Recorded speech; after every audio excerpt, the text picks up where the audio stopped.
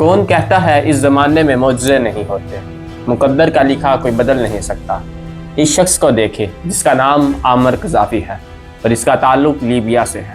نہ جانے اللہ کو اس کی کون سی ادا پسند آ گئی کہ اس کے لیے پرواز کیے ہوئے جہاز کو واپس لوٹ کر آنا پڑا۔ یہ شخص اس سال حج کرنے کی نیت سے ایئرپورٹ پر پہنچا تو اس کے نام میں سیکیورٹی کلیئرنس نہیں دیا گیا تھا اور اس کو جہاز میں بٹھائے بغیر ہی جہاز نے پرواز بھر دی۔ کچھ ہی دیر بعد اس جہاز میں ٹیکنیکل ایشو آیا تو اس جہاز نے دوبارہ اسی ایئرپورٹ پر لینڈ ہونا ہی مناسب سمجھا۔ عامر نے سوچا کہ ایک بار پھر سے کوشش کر لی جائے، لیکن سیکیورٹی کلیئرنس نہ ملنے پر اس کو دوبارہ جہاز میں بیٹھنے نہ دیا اور جہاز نے دوبارہ سے پرواز بھر دی۔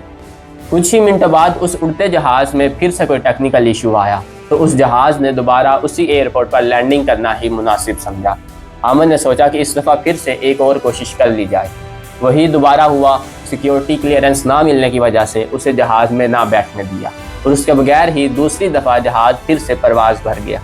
خدا کی کرنی دیکھے کہ تیسری دفعہ اس جہاز میں پھر سے کوئی ٹیکنیکل ایشو آیا اور وہ جہاز دوبارہ اسی ایئرپورٹ پر آ کر لینڈ ہوا۔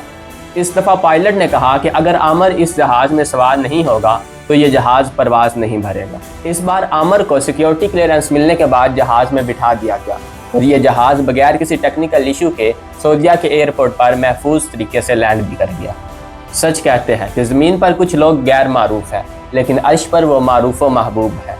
زمین والے چاہے لاکھ رکاوٹیں پیدا کر لیں، لیکن جب وہ وسیلے بناتا ہے تو پھر 3 بار پرواز کیا ہوا جہاز بھی واپس آ پہنچتا ہے۔ مقدر میں لکھا کوئی نہیں بدل سکتا۔ جب وہاں سے آپ کا بلاوا آ جائے تو پھر کوئی بھی آپ کو وہاں جانے سے نہیں روک سکتا۔